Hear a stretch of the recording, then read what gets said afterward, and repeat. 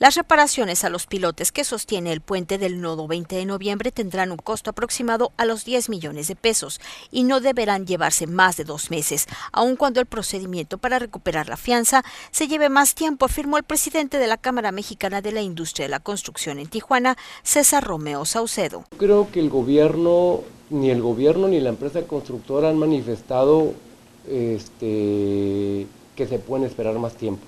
Sí, yo creo que las condiciones en que está ahorita el gobierno del estado es, si por alguna razón la empresa constructora, que tampoco ha manifestado que no tiene las intenciones de reparar, no lo reparara, el gobierno del estado lo repararía y tendrá que echar mano de los recursos que sean necesarios para que esa obra se termine.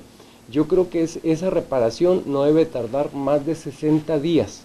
Es una reparación que no debe tardar más de 60 días en que quede 100% concluida.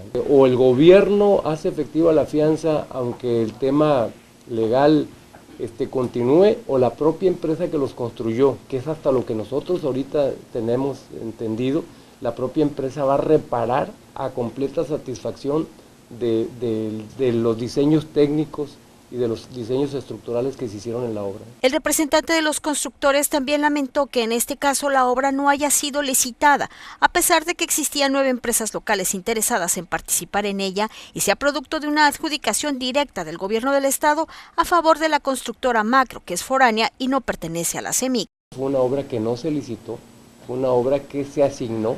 Comentarte que está dentro de las facultades de los gobiernos, sí están legalmente justificadas en algunas excepciones la asignación, y bueno, fue una obra que no se licitó. Sí comentarte que yo no creo que esa haya sido la razón por la falla que tenemos actualmente. Es una empresa que tiene 15 años trabajando aquí en la ciudad de Tijuana, al menos 15 años, aunque no forma parte de la Cámara Mexicana de la Industria de la Construcción, es una empresa que ha formado parte de nosotros en años pasados y tiene experiencia suficiente. Yo creo que la segunda etapa que se está construyendo actualmente, bueno, fue producto de una licitación donde se presentaron al menos 9 ofertas diferentes, y 9 ofertas todas locales, todas del gobierno, todas estatales. Yo creo que eso es lo más importante, ¿no? Definitivamente yo creo que una de las cosas que debemos de procurar es que las obras se liciten y que las obras permitan que las empresas locales participen. En este sentido, el líder de la CEMIC en Tijuana consideró que las fallas que se observan demuestran problemas en la supervisión de la obra que debió hacer la dependencia estatal a cargo. Sin embargo, reconoció que hace 2 meses que acudieron con SIDUE a la obra ya se habían percatado de los problemas estructurales. Tenemos, yo creo que unos 2 meses y medio aproximadamente que sabemos exactamente qué está sucediendo. El tipo de falla del 20 de noviembre definitivamente es una falla que compromete el funcionamiento de la obra y es importante atenderla. Yo creo que es una responsabilidad por parte del gobierno del estado revisarlas.